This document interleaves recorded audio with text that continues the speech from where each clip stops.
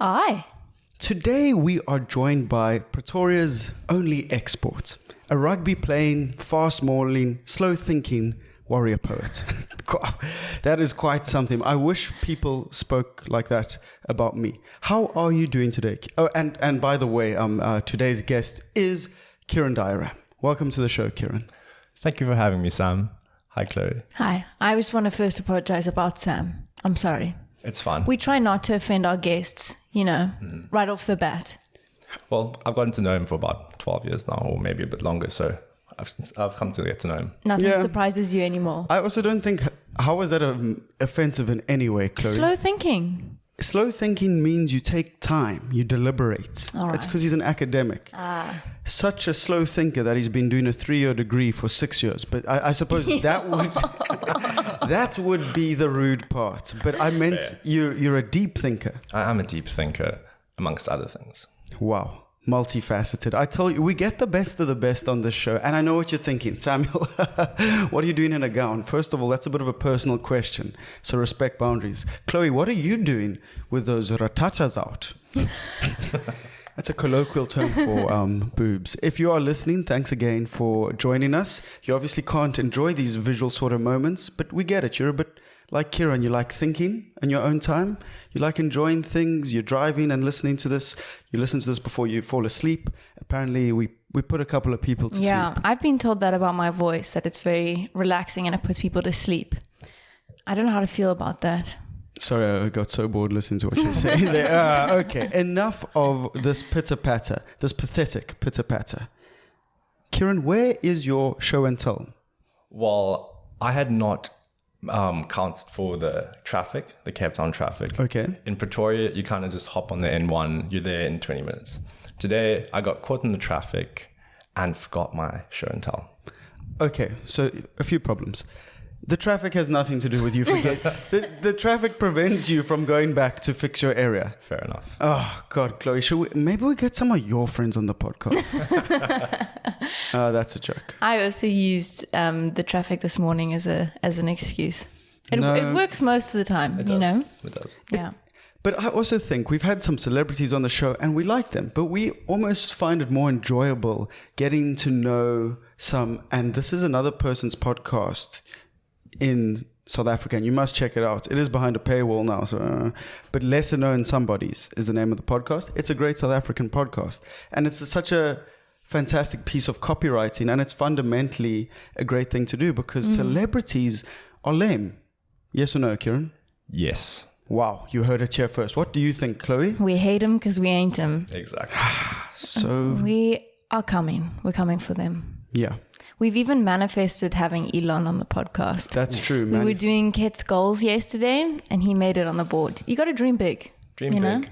Get some DMT on the show. Bring Elon in. I've always thought about doing, I thought maybe I'd just start smoking on the show and that would be fun. And then I'm like, oh, my parents watch it and I get too much abuse for that. So it's fundamentally not worth it. Speaking of up and coming, I'd like to just share one of the best lyrical lines ever delivered. And then I want you guys to guess who the artist was. Okay. Are we here for that? Let's do Yes. it. Okay. So the line is, I'm up and coming like I'm fucking in an elevator. Who said that? Who wrote that? Which musician was so bold to push those boundaries? Little Dicky. Okay, Ciaran? PH Fat. Nope. It is, of course, Ed Sheeran. I swear on my life. I'm up No and coming ways. like I'm fucking in an elevator.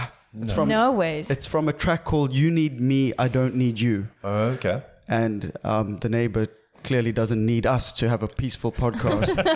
I'm sorry if you hear slamming. They're going through a lot. The two of them, we hope they come out better. They can definitely hear you right now. Oh, what a absolute mess. Speaking of messes, Yes. you live in Pretoria. How has that been? It has been a culture shock.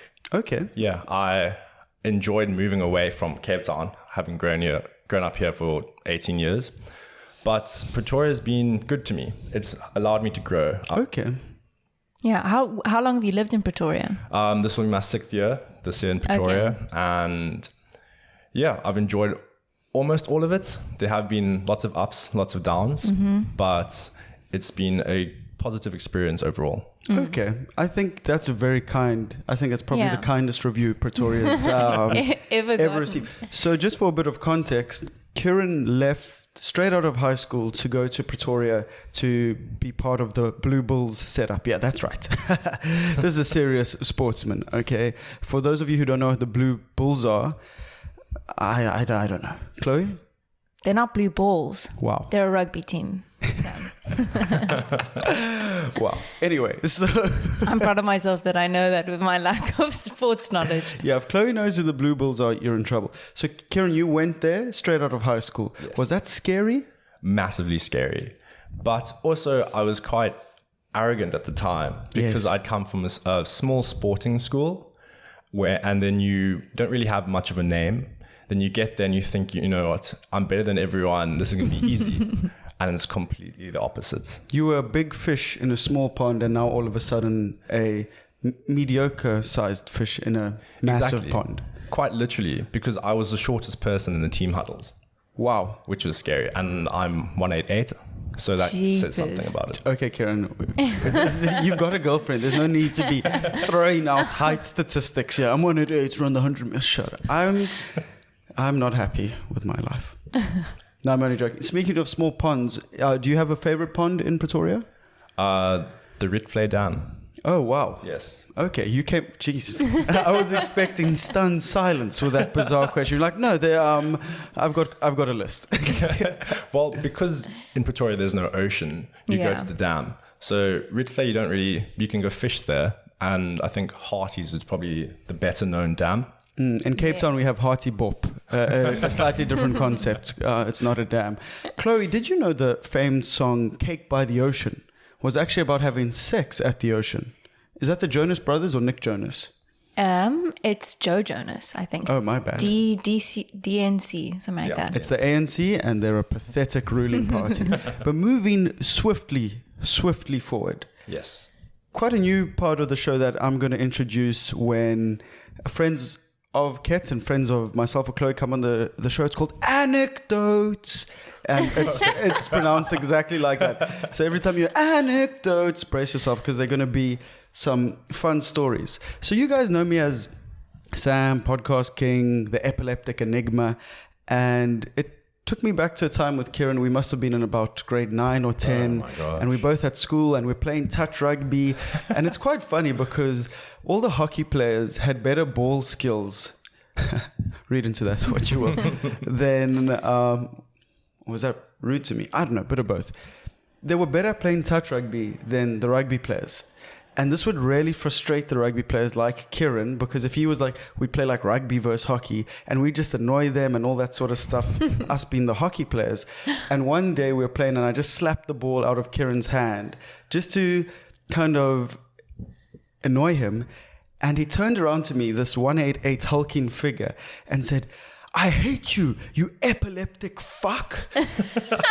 And it was the first time I'd ever been insulted based on having epilepsy. Ciaran, now is your time to add some comment to that moment. Well, it kind of speaks to the person who I was back then and the person who I've tried to become right now is completely different to that. Fair. So as I've spoken about growth, the person in grade 9, 15-year-old Ciaran, very full of himself, clearly, and his identity revolved around rugby. Yes. So you slapping the ball out of my hand was disregarding everything I kind of stood for back then. Wow. This is what anecdotes brings you. It's some light-hearted laughs with some... How many sessions of therapy did it take for you to come to that conclusion? Me, I went to the doctor a lot. I was talking about epilepsy. Sorry, Ciaran. Yeah, actual real problem. Actually, Ciaran diagnosed Sam that day. Yeah, I let everyone know. Yes, wow. No, that was great. The funny thing is, like, Ciaran and I, at the time, were still good friends. So Yes, it was truly bizarre. Chloe, have you ever insulted someone based on the grounds that they're epileptic? I can't say I have. Wow. That's quite heavy. Yeah. Have you planted a tree? Or do you have a pet? Guys, Chloe, take us through that because... Let's just say, okay, no one is going to plant a tree for a picture of your pet. It's not that cute. Okay. Jeez. And also, you can't plant.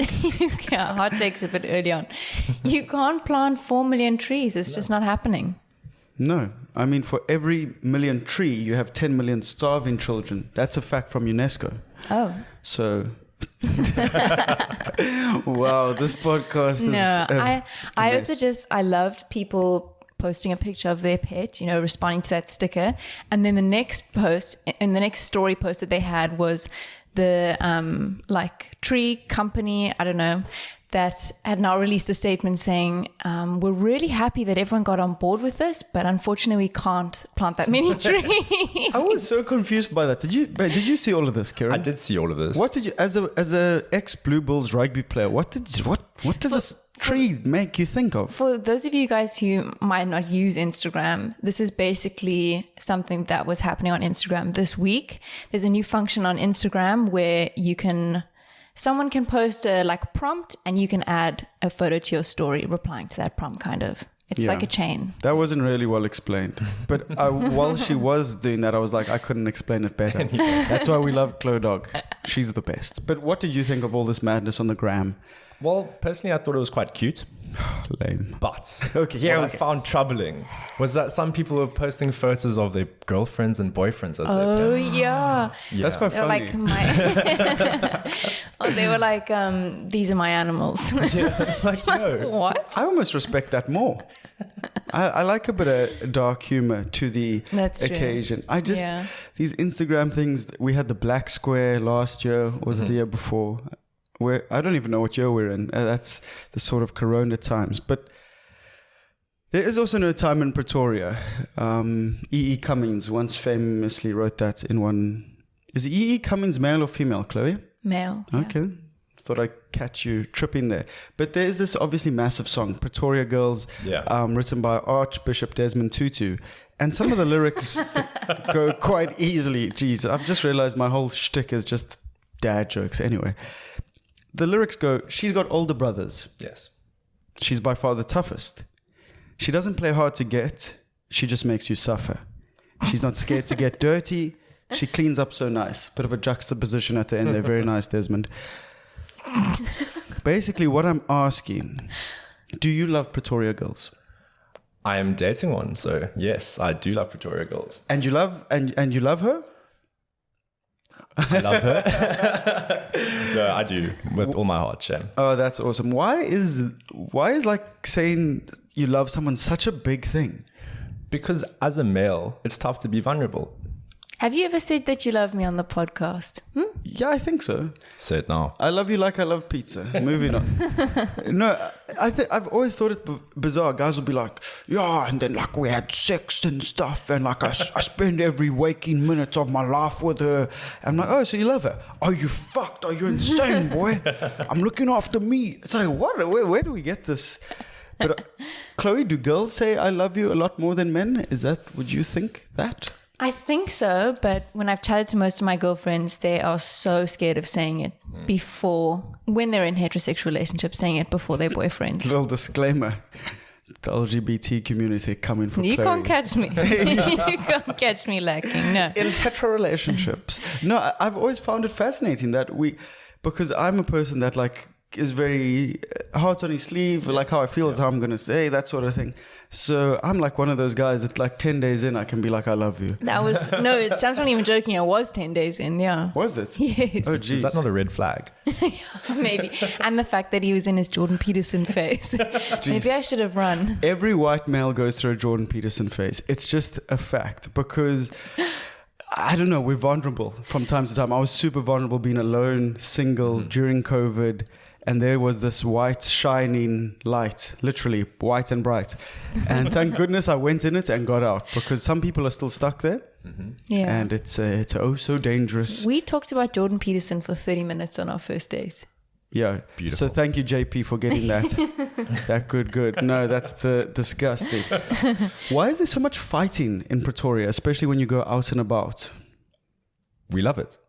You love to fight. Love to fight. We love to fight. Yeah. We love to show how masculine we are. We love to show how tough we are. And there's no better way to do that than to fight. How many fights have you been in? Well, I won my last fight by 40 meters. Ayo, tried and tested. A good piece. Okay, that's good. How would you say, how different is the nightlife between Cape Town and Pretoria? I would say essentially it's the same thing. Really? But it's a lot more, a lot more in its core in Pretoria. So in Cape Town, you have a lot of fun. There's the drinking aspect. There are fights that happen occasionally. But in Pretoria, those things happen every night. It's rough. Yes. I almost would say there are 3 things that people go to Pretoria for when they go out. It's to drink and get blackout drunk, to hook up with someone, or to fight. To fight, fuck, and have fun. Maybe a fourth one, to soki. To soki. Very true. Do you feel like your sokiing skills have improved? They have, because it is a necessity. Yes. Soaking can get you places. Yeah. Can get you whamming. It can. Soaking is the Afrikaans mating dance. Adapt, improvise, overcome. Wow, okay. So let's touch a bit on that before we jump around, speak a bit of the other things that make you interesting. You've been in a lot of mixed race relationships. I have, yes. To us, that's not a thing. I'm not Chloe and I mean like to young South Africans. You're white. It confuses a lot of people, especially when they're trying to like attack me online for something that's racially ambiguous that I've said. They're like, well, is he white? Is he colored? So thanks, mom and dad.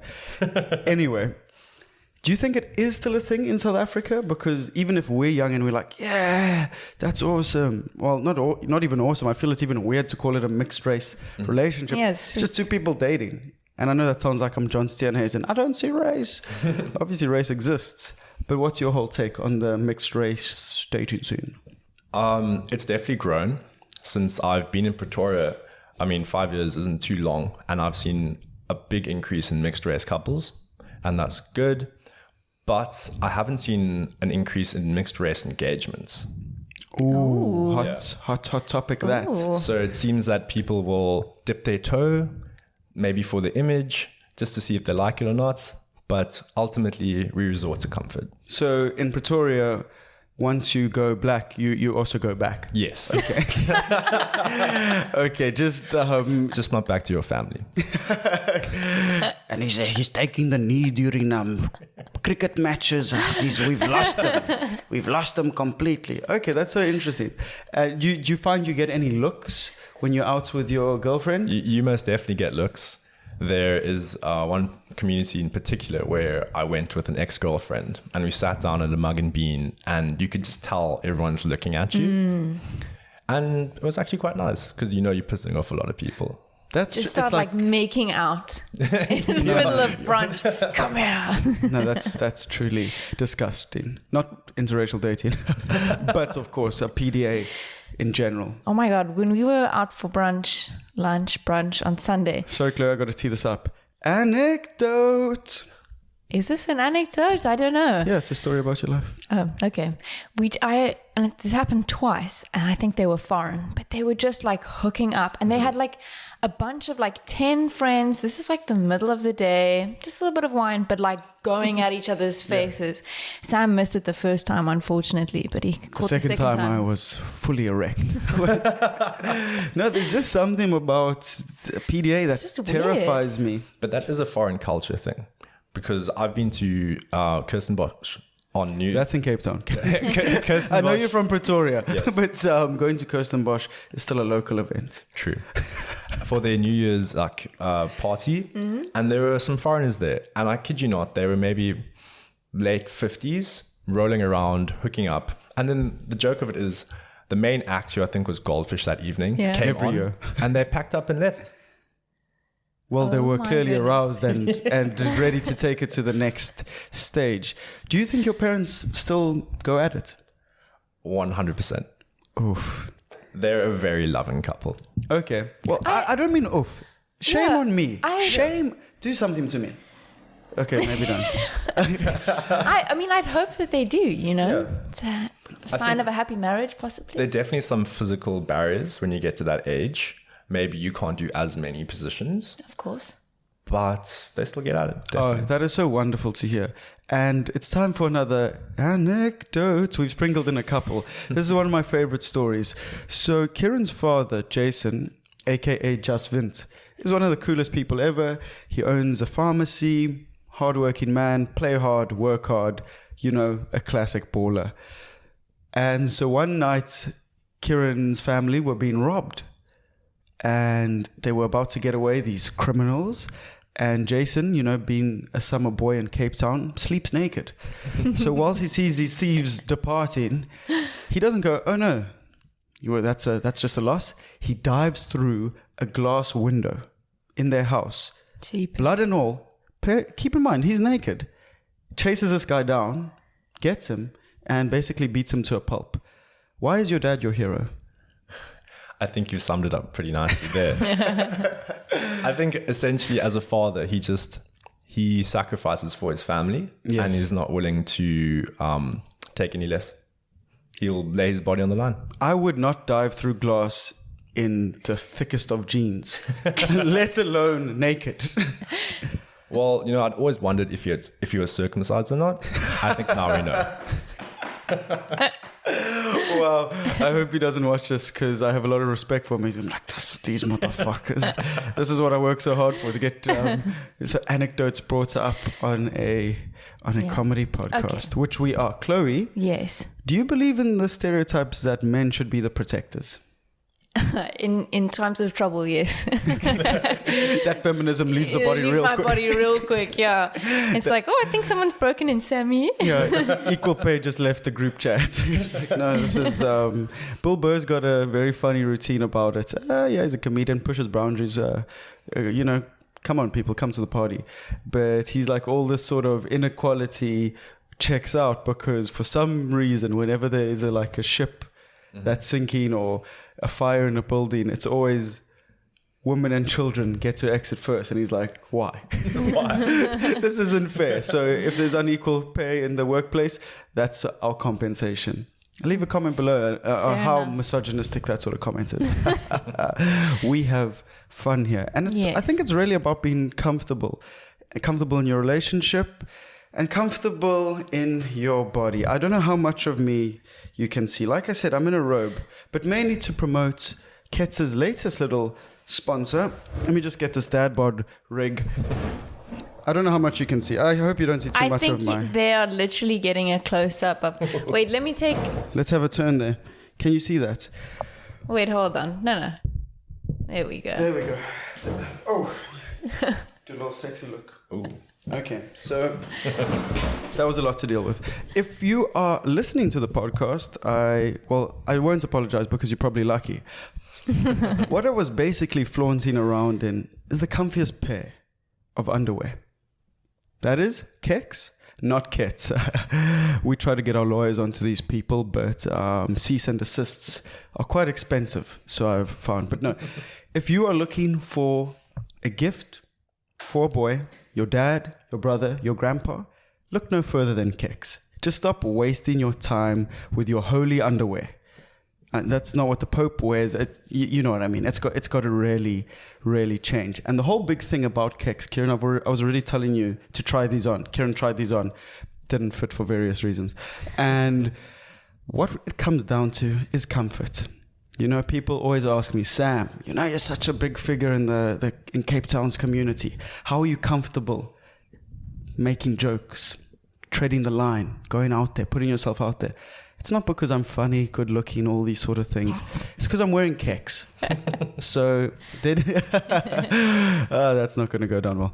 Anyway, we'll put all the description or all the product details where you can find them in our description box.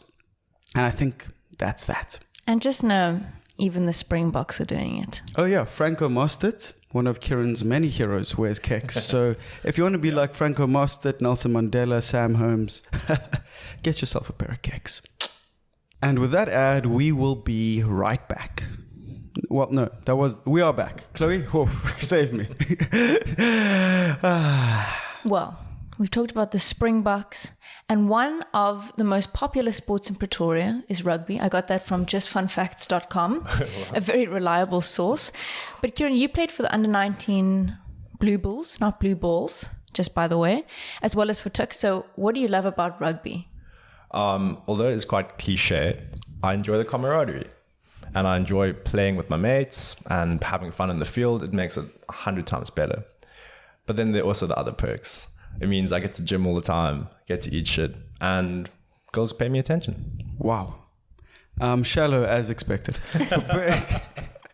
No, I think there's something noble about pursuing anything at a high level, and that's exactly what you do. And I think that camaraderie aspect is like having something. Everyone needs something. Like for us, or for me personally, KETS is that something. You know, it's something you can relentlessly pursue, create this community, have all this fun, and, you know, do something you truly love. And if you love what we're doing, remember, you got to do all the YouTube stuff, like and subscribe. But there's something about being in a team. Yeah. And I feel every child growing up, not forced, that's a strong word, should be heavily pushed into playing a team sport, because it just teaches you such life lessons. Because Chloe never played team sports and she's weird. That's not true. I played team sport up until I was like 15, and then I moved to a school which didn't offer it. So maybe those last 3 years messed me up. In South Africa, is that even a school? Like, if you don't offer sport, what are you doing? Yeah, exactly. What are you even doing? Okay, now you're getting there. What's the biggest lesson you've learned from being in a team? Don't be bigger than the team and work your ass off. That's true. Yeah, don't be. If you're bigger than the team, you're probably obese. Yes, on the nose quite a bit. On the nose, exactly. And while we've touched on it, you know, I think it's something worth speaking about is body image, because especially if you watch KETS, you know, or listen to us again. Thanks for listening. You know that it's not too PC here, and I like it. I think we've lost being authentic. Yeah. Just our generation is so worried about what they look like. You're not a superstar who needs a PR agent. You're just a human being. Oh, that's what I'd say. You're like, let's just be normal. You know, be authentic. If you make a mistake, apologize, backtrack. This is not an excuse to be racism, you know, but I feel like we lose the arguments and like, it's cancel culture. It's just, no, just be yourself. Things will be fine. And central to what I'm trying to say is, I'm not trying to make this long PC thing about, we should all respect bodies and fat phobia is a thing. It's like, I have mixed feelings about that. But there's body image issues that exist around men that never get spoken about with men. So do you have anything that you like touch on with that? You know, being in a high performance setup where everything is actually so much, you know, you treat it like a racehorse. Yes, most definitely. You've got to perform and you've got to look a certain way. Have you ever struggled with body image? I most definitely have, because I play in the back line. I'm meant to be or look a certain way. And for me, I struggled with that because I'm not a lean guy. Yeah. I'm a bit of a bigger guy. But I always made my skin folds. I always made my fitness. But you almost have a stigma around you that, you know, he's not trying hard enough if he doesn't have a six-pack. Sure. That's heavy. On that note, a lot of people are taking things and steroids, enhancers, PEDs. And you look on the internet and you see social media and everyone's walking around with a six-pack and massive delts and legs. So there's this norm that is unattainable to natural people. Yes.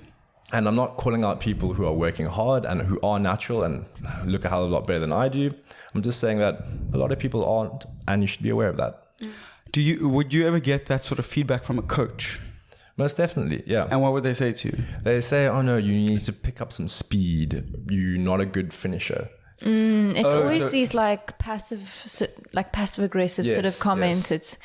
Yes. So even though we have metrics and we had monitors that picked up your speed, and I was probably maybe the third or the fourth fastest guy there, it's like, no, sorry, this is impacting the way you play.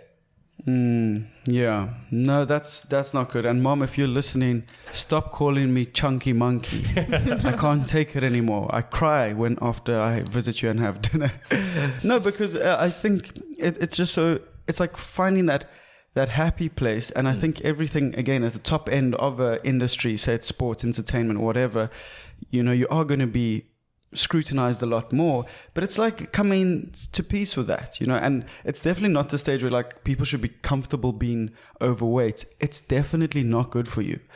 I don't even know how that's a controversial opinion. Or being severely underweight is also not good for you. Oh, Likewise. Yeah. of course, it goes both ways, and that's something that I find girls don't speak enough about, because we say like, oh, there's body images around guys, and we've got to all look jacked, and that's how guys feel. Girls be like, oh, that's ridiculous. That's how guys feel. And conversely, women, it seems, go the other way. It's how skinny can you be. It's like, can you be a skinny rake with a fat bunda? It's like impossible.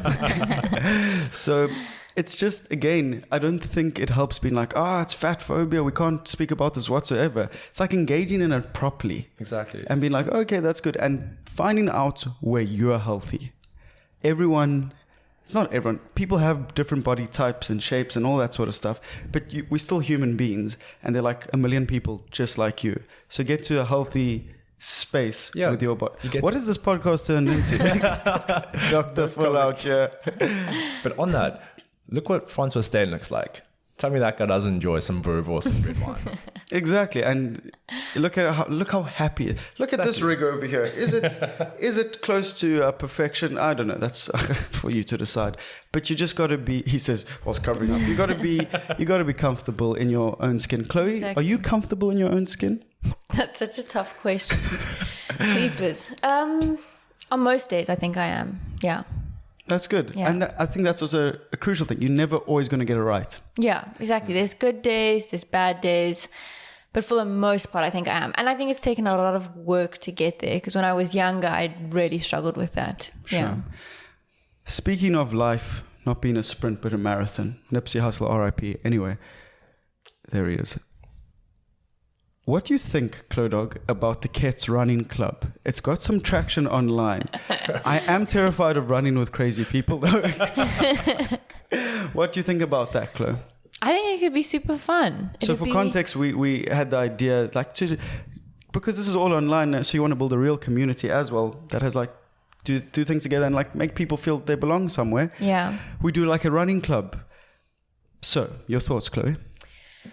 Maybe we could all go running in KETS merch, you know? It would be like a walking advertisement, you know? It Bit would of be a corporate sellout. I was trying to build a community here. No, of course. But they have to buy the merch to get into it. You know, it's like a pyramid scheme. Okay. So if you want to join our running pyramid scheme, or a membership fee, which can like kind of make it like there's buy-in literally. Kieran, would you join the running club? You fatty. I would definitely join the running club. But I would need an incentive. Besides just the merch, maybe there's a milkshake at the end. Also, we end our run at a restaurant. Yes. So restaurants get in touch. Brunch afterwards. Exactly. We chat shit. We have a great time. I think this is a fantastic idea. Chloe, have you had any fantastic ideas in the last 24 hours?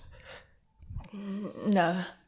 I can't say I have. Did you dream last night? Did anyone have a dream last night? No. Okay. No one's solving world problems. This is a segue to the dream that I wanted to talk about. So basically, I became a secret spy. Bit of a redundant statement. But what I would do is go in and kill people and frame them. But it had this weird gender-based violence touch to it. I think it's because I've been reading a lot of Oscar Pistorius stuff. We featured a lot of him on the last podcast. So I would come in and like assassinate Kieran's girlfriend and then frame him. I woke up and I was shook. Frame the person you killed? No. I would so that now like Ciaran would be attacked for being, not be put in prison and be framed as this abusive man. Yeah. And I don't know. I think I've got a lot of stuff going on in my head about being cancelled and TBV. So, is that a nightmare? Maybe. That sounds like a nightmare. No. Well, I would say it's only a nightmare if you didn't get away with it. That was the whole thing. I was getting away with it. And these other people, I woke up feeling so conflicted. But anyway, Ciaran, you have gotten so close to being at the pinnacle of rugby. What do you think prevented you from being the next Nas Poeta? The position we played. Hey, there it is. But if I could go back and do it again, I think I would maybe not try a bit harder, but be a bit more deliberate with what I did. understand that you only have 3 years out of high school to make it, really, and that you should devote all your time to that. If it's something you love and you're really passionate about it, make it your everything. Yeah. I hate when people say no regrets. I live life with no. Shut up. Everyone's got regrets. Like no regrets. Yeah. Everyone, and it's like being cognizant of those. So, okay, so you would have gone back and done it a bit harder. Having said that, this is maybe the darkest question of today. How hard was it to almost say goodbye to a lifelong childhood dream of being a professional rugby player? It opens up some wounds that you have, really, and you have to go back to the traumas that you've had. And personally, for me, that was, I almost made the baby block team in 2018, 2017, and I got injured. So you have to go back to that, and you start thinking about what ifs. Yes. And then ultimately, I come back to Cape Town and I see people who still see me as the rugby player, and I'm like, okay, shit, next year, if I'm back here, I'm no longer going to have that to hide behind. So you have those conversations with yourself, and it's scary. Yeah. 100%, Absolutely. Yeah. And in therapy, have this conversation. Which has essentially become. Yeah. Thanks, guys. But also very liberating, I'm sure. Yes, hell yeah. You're able to find that part of you which you're most insecure about, and you can let it go. Yeah. Lovely. And I think you also maybe are discovering other parts of you. It's not just Ciaran who plays rugby, it's Ciaran who creates art. Well, you're forced to do that. Yeah. You're forced to step out of your shell, really. And before we get on to these other wonderful things that you have found now, Chloe, this is just maybe a question for you. Have you recently or in the last couple of years given up on a childhood dream? And what was that whole process like? Again, guys, it's a comedy podcast. Hope you're rolling around laughing. One thing I kick myself for is giving up on my YouTube channel. I mean, I know I'm back on YouTube, guys. Hey, back in a big way. But when I was like between the ages of 14 and 15, I had like a pretty successful YouTube channel for that time. Very successful. Yeah. Over 4,000 subscribers. 5,000 actually, but who's counting? And I gave it up because I was scared of what people thought of me. I try to keep it a secret, but more and more people found out about the channel, and people at school would like tease me about it, in kind of like a nice way, but I was, as we've covered, quite insecure. So I wish that I'd cared less about what people think. People that Chloe collaborated with and made videos with all those years ago now, who stuck at it, have got like 120,000 subscribers. A million subscribers. Making, but so if there's a lesson here, it sounds like put in the work when you can do the work and run the marathon. Yeah. But obviously if it's something you enjoy, and if your marathon detours, that's fine. I think we should start charging people for listening to this. This is like a self-help podcast. Yeah, I'm the worst. I give out all this great advice, and then like 2 seconds later, if we have a video on TikTok that hasn't done 800,000 views, I'm like, this is shit. Everyone's shit. KETS is shit. I hate myself. This is the worst. Life is so unfair. Start telling people at brunch that KETS is a train wreck. But and this again is for both of you. There's this wonderful Nicki Minaj lyric. I once was lost, but now I'm found. I don't know. Is that not like a hymn? I think it's actually Amazing Grace. Who knows really who wrote that? Do you feel now with all this new creativity, and it's something I'd really like you to touch on, like you're big into art, you're big in, actual art. What is that called? Fine art? No. Painting. What's it? Painting. There we go. Jesus, my mom's an artist and I couldn't get there. And you do poetry. Do you feel like you've finally started to find yourself? Definitely. I've gotten into different mediums like poetry and my painting and maybe some sketching and drawing. And what I've enjoyed is the process. So I enjoy the creative process, and I think it's just finding which process it is for me that I want to make into a living. Yeah. So Ciaran's not only great with balls, he's good with words too. That's lovely. And so if you could compare your poetry process to preparing for a rugby match, are there any parallels, or am I stretching? Let's go with, there's always an end goal. Okay. So with the rugby game, it's okay, we need to do so and so. You need to catch the ball, run rock well, to win.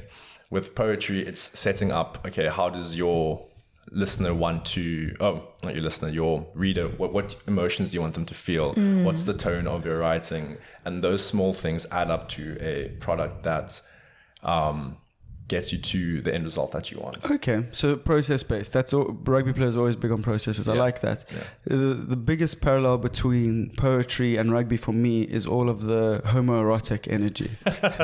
And there's a lot of it. Exactly that. Chloe, do you think it's time to move into our second most favorite part of the show? Yes. What is that? Hot takes. I think we need to get like a soundboard where we can do sound effects. We can get we can get Sam singing anecdotes. Yeah, it's me just out here by myself trying to with Chloe as well. Chloe, do you have a hot take for us? A new hot take? My hot take, and I still stand by it, is that posting your pet is not going to plant a tree. That was my hot take. Wow. Okay. Ciaran, do you have a hot take that you've had on your chest and now you finally got a platform to get it off? No.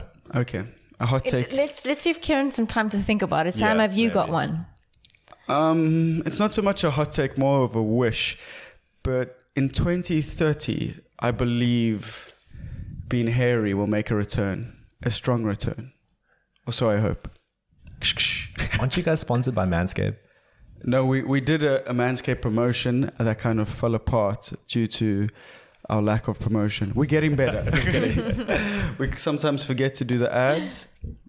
Buy KECKS and buy them by the boatload. I've got a hot take for KECKS. Your balls aren't chafing. Well, they are. You're just not wearing KECKS. Yay! Hey, link in bio. There you Yay. go. There you go. Ball chafe is terrible. It is terrible. How would you explain ball chafe to a woman? Well, imagine the friction between two. The friction caused. Okay, I'll explain ball chafe to a woman. Okay, Chloe. So imagine pregnancy, right? I feel like this is mansplaining on a whole other level. Yeah, I'm explaining things that you don't have. Imagine pregnancy. Imagine pregnancy, but more irritating and slightly less painful. Ball chafe. There you go. And now this. No, who does that? Some podcast. I think that's John Oliver. John Oliver. That's a great show. You must watch it. He sometimes doesn't bash everyone and is a bit left-leaning. I love it when he bashes everyone. Yes. He comes out swinging. He's very, very good at that. And he also shows that if you're British and have skewed teeth and look like... what does he look like? He looks like Zazu from The Lion King. Exactly. You also can have a strong go at show business. But now it is, of course, time for Overrated and Underrated. We will ask Ciaran the questions. Chloe and I will go 1-1. And we get to see where Ciaran is on the whole sort of rating sphere. So, Chloe, take us away, please. All right. Ciaran, are you ready for some overrated and underrated? Let's go. Ciaran. Underrated. Did you see that run on the weekend? And did you hear it in the XOXO commentary? Exactly. What's that commentary? Come on, Ciaran. Yes, white people. No, there is something different watching Ciaran and Temba Bavuma captain the Proteas and the Springboks, yes, respectively. The stakes are just so much higher. They play on with so much more pressure. And this is my shout out to Temba Bavuma and the Proteas. Not that any of you will watch KETS. But wow, they exceeded every expectation. They really did. 4 from 5 with literally CSA burning in the background. Quinton de Kock having arthritis in one of his knees. It was just, nothing was supposed to go our way. And we showed that we're world class. And it's the only thing I don't like about South Africans is that we tend to only perform when our backs are against the wall. We never, like, if we were favorites in this T20 World Cup, we would have gone out. Well, I mean, we went out anyway, but we would have lost to Bangladesh. We would have lost all these silly games. But we beat England. We're better than you. You made upper sports and we beat you at it after you colonized us. Suck a dick. Exactly. Sorry. Making you city proud. Yeah, I'm just like, I'm killing this overrated, underrated. Sorry. So next on overrated, underrated, Pretoria girls. Underrated, I have to. I'm dating a Pretoria girl, so I love Pretoria. If I could compare Pretoria girls to a wine, there would be a Merlot, something that's warm and makes you feel good and goes well with the steak. But ultimately, if you've had too much, you don't want to wake up next to the Merlot. No, I once famously remarked when I was drunk outside of Boogie's and dealing with a wretched breakup. I was shouting, I'm like a bottle of crackling, fun for the nights, but no one wants to wake up next to me. I was dealing with a lot. We all have been, clearly. Chloe, on to the next. Poetry, overrated or underrated? Underrated. Read it. It's a form of expression. Yeah. And you can find yourself in poetry. Absolutely. I like that response. Go follow Ciaran's poetry page. Is that still running? It is still running. It's called Ciaran the Poet. It's in my Instagram. Cool. Well, we'll also link that. And after you've gone to check that out, remember to go to Miami. We're keeping that trend going. Dale. Being single, is that overrated or underrated? Underrated as well. I think a lot of people are very keen to get into relationships because they see the short-term benefits of it. Maybe the sex, the going out, just having someone there. But ultimately, do the hard thing. Be on your own, grow on your own a little bit, and you'll be a better person for it. Yeah, the things you were saying, I almost attributed to single life. Yeah. But the trap about being single, especially if you're a man, is you're not going out every weekend and having sex. As much as you keep that condom in your wallet and it just is actually wearing away and probably going to lead to childbirth down the line, it's a sign of hope. So kings, if you've got a wallet, or rather a condom in your wallet. Rather start off with a wallet. But if you've got a condom in your wallet, that for me is the biggest sign of hope. So keep hoping, keep wishing on the star, and maybe, just maybe, a wonderful woman or man will let you have sex with them. Consensually, of course. Yes. Come on. And if that condom's been in your wallet for a bit too long, switch it out with a new one. Exactly. And what I found out recently, where are our life orientation teachers? But it's not good to have sex with a flavored condom for the pH levels of the vagine. See, I didn't know that. Exactly. It's almost solely for oral sex. Yeah. Yeah, Chloe's the one who told me this. We don't have to get a hot take on that from her. Being single, Chloe, is that overrated or underrated to you? Never been single, Chloe. That's what happens when you look and sound like Chlo Dog. I think it's probably perfectly rated. I think that there's good and bad bits to it. I think, like Ciaran's saying, being alone forces you to learn things about yourself, be comfortable with yourself. But I think that partnerships are very important. And I think that life partners are very important. Absolutely. No, you got to do both. Finally, are the blue bulls overrated or underrated? Oof. I would say they're perfectly rated. Because they're definitely the best we have. But when we went overseas, we got smashed. No, here's my message. Fuck the blue bulls. You cut my best friend. He was just trying his best. He was a great rugby player. You didn't give him enough opportunity because he was Indian. Oh, and you hated him for it. And that's why the blue bulls are fucking overrated. But as Ciaran said, probably our best chance of... Overrated as fuck, in my opinion. Yeah, that guy's in jail now. EDP, he got caught on one of those shows where they catch a predator. Ooh. They pose it. What? Have you not heard of these shows where... I've heard of To Catch a Predator. Yeah. So like there will be 14-year-olds, but they're not 14-year-olds. They're like someone like me messaging like, hey, let's meet up. And they'll be like, oh, but I'm 14. Hope that's not a thing. He's like, no, that's even better. Which is disgusting. And then... She said she was 12. Yeah. What's his name? Chris... Who did the To Catch a Predator? Well, that's irrelevant anyway. But then instead of meeting up with the 14-year-old love of their life, it's these people with their cameras like, why are you here? Why are you here? And the guy's like, because that's shocking. And what a shocking note to end this podcast on. Chloe, any final remarks from you? If you guys are watching but you haven't subscribed yet, please subscribe. Go follow Ciaran. You've got TikTok, Twitter. You're active on Instagram. Twitter. Yeah, very active. We'll have that all linked down below. Go follow him in Pretoria as well. He gets around to some great restaurants. Just don't get too close. Jess will clop you. Wow. Yeah. He's in Pretoria and he can't say clap. He'll Jurgen clop you. Oh my word, Ciaran. Just do some introspection after this podcast. Yeah. But I want to say, firstly to everyone who listens and watches, thank you so much. Keep pumping those numbers up. Keep sharing comments if you're serious about this running group, because I will make it happen. But finally, thank you to you, Ciaran, for taking the time and to come on a podcast. Everyone goes, oh, it's so easy, you know. It's quite bizarre to make yourself bare and engage in some ridiculous topics with us here at Kids Eat Toast sometimes. So thank you for your time, and thank you for being the fantastic human being that you are. Oh, it's been a pleasure. Thank you for having me, you two. Thank you, Ciaran. And I've really enjoyed myself. Okay, right. Sounding a bit like a hostage towards the end there. This is what we This one's for Al-Qaeda. Bye. Bye. Bye.